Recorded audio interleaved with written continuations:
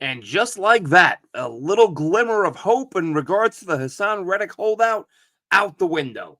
I'm Glenn Norton with Jet Nation Radio and JetNation.com. Be sure to log into JetNation.com, where you can register and become a part of what is the most active Jets message board on the web. In case you missed it, Robert Saleh met with the media just a few minutes ago. No Hassan Reddick. There was some optimism. We talked about this last night on Jet Nation Live, myself and Dylan Terriman. The tweets that came out, 48 hours ago that, said Hassan Reddick was at an event signing Jets merch and the Jets cleared some cap space, had me feeling pretty good. I thought, all right, this thing has to end because he's not going to want to start losing game checks. I think this thing is going to end. Then a little while later, we see video of Reddick, of Connor Hughes of SNY, who, this is a good job that Connor getting out there and trying to get a question in there. Reddick completely blew him off when Connor asked him if he was willing to hold out the year. When I saw that video and how it wasn't like Reddick was like, no comment, he bolted. He wanted nothing to do with answering any questions from anyone. And then I went, maybe he's not definitely back when they get back to practice. So they get back to practice today, and there is no Hassan Reddick. Robert Saleh saying Reddick could still play on Monday if I don't see it. I thought maybe today. Saleh points out that the Niners just got Brandon Ayuk and Trent Williams back, and they're going to be playing. But they're there, Robert. They've been there for a couple days now, and they're going to have a full week of practice. Not with Reddick. And if you're willing to miss a game check, how many game checks you willing to miss? Like I said last night, I think he's got. I think he's getting bad advice. That bottom line. Look, I'm not an agent. I'm not going to pretend to be one, but I know that if you want money and in your quest to get more money, you end up with less money, you didn't make good decisions. And I'm assuming the decisions he's making right now are coming off of the advice of his agent or his reps or whoever. So yeah, if he's going to start missing game checks, he's going to start losing enough money that he won't get it back. We've talked about that. Let's see. Brian in the chat says he's got to go. He has to go. He's another Jamal Adams. If you can get another 3, get rid of him. Another good year. He holds that again. Not a team guy. Here's the problem with that, Brian. One, he's not Jamal because he's far more accomplished than Jamal was when Jamal was demanding money. And Jamal was a real diva. He was he was like the ultimate me first guy. Reddick's in a little bit, and I usually don't love the holdouts, but in cases like this where a guy is so clearly so underpaid, I kind of get it. But the problem is, and I talked about this last night, in terms of trading him, we already know that when the Jets made the deal for Reddick, the Eagles, of course, called around, and other teams knew that he was available, and other teams were calling, and the Eagles were being upfront. And once the Eagles told teams, this dude wants 25, whatever, 28 million, whatever the exact number is, mid to high 20s per year, nobody was interested. And that hasn't changed. He still wants what he wanted the last time nobody wanted him. It wasn't even about what they were giving up to get him. No team wanted to even talk about trading for him when they heard how much money he wanted. So even if the Jets woke up today and said, you know what, let's just give this guy away for a 7th round pick, you have to have a team willing to trade for him. And for what he wants, nobody is. So you're stuck with him. And look, I didn't knock Joe Douglas for the move for gambling on Reddick. It certainly is starting to look an awful lot like, I don't want to start acting like week 1 is the whole season and now he's never going to be a Jet. He might play, he might come back in the next couple of weeks and whatever. We don't know what's going to happen with him this year. But where Joe Douglas did screw up was in giving John Franklin Myers away for nothing to make room for Reddick. Because now you're down JFM. And listen, the Huff thing, we went over that. We've gone over that many times. I don't have a problem with losing Huff because the way the Jets deploy their linemen with this heavy rotation, Huff wanted to be a guy who plays 75, 80% of the snaps. And he was never going to be. So it wasn't about the Jets. I think the Jets could have offered Huff more than what the Eagles offered. And if they said, and oh, by the way, you're not going to play 75, 80%, Huff would have said, okay, well, I'll take a little less to play more because he wants to play. John says no one cares or wants a selfish player.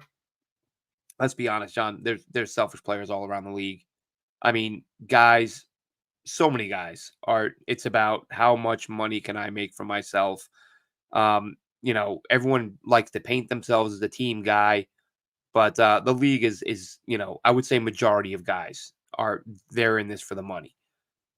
Listen, I've said this before, right? I mean, you see fans in the stands getting angrier than the players after a loss. Like the iron. I remember was it Dolphins, Raiders. I forget who the Jets were playing, but I remember one week and just thinking of the irony. Wild Wave, how are we doing, buddy? Yeah, we will, John. But I mean, this is the news story right now. Like this is what people are waiting to hear about. But I've been to games where I'm watching fans in the stands throwing punches at each other. And not the smartest move, really. I mean, you're not a teenager. But you see fans throwing punches at each other over the game, over my team just lost to your team.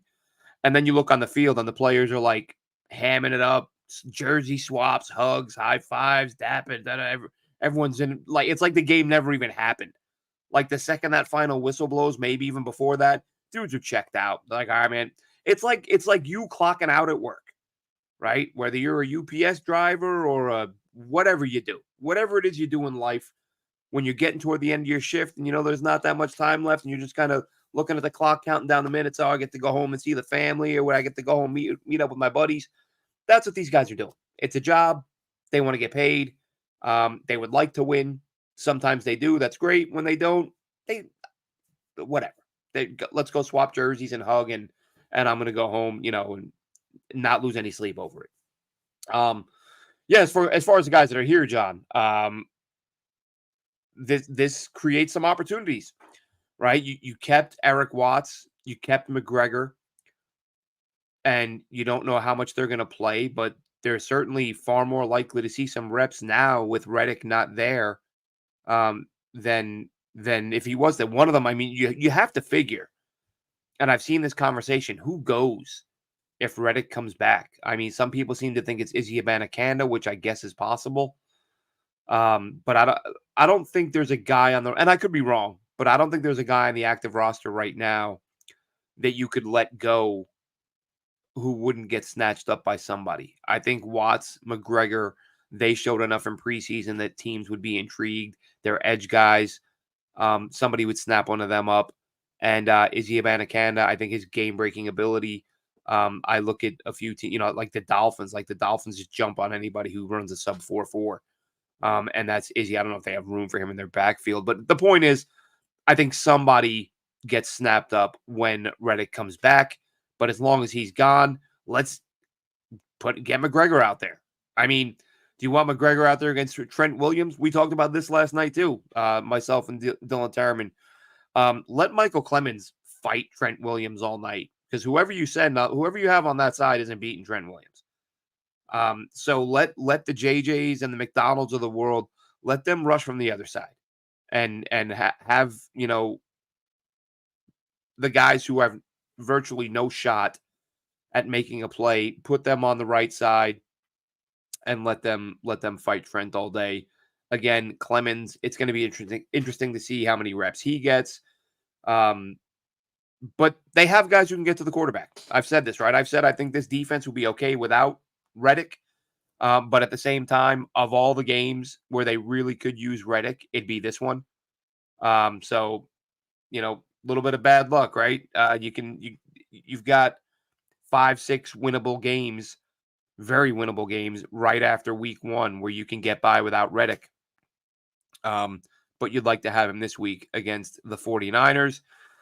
You want to try to rattle Purdy. You want to try to give your DBs a chance to make a plays if you can rush the quarterback. But I think, and we, again, another topic from last night, if you look at the fact that the Niners have Dominic Pooney starting at right guard, if I'm the Jets, I'm getting Quinnen Williams lined up over him all day long. And between Quinnen and whoever's outside of him going up against the right tackle, they should be able to generate some pressure. without blitzing. And then you've got maximum coverage on the back end with an elite secondary. So still a winnable game. Would have been nice for Reddick to be there. Don't see it happening now. Again, I thought there was a shot he would play if he was there today. And because the Jets are just, they practiced a couple days ago and then a day off.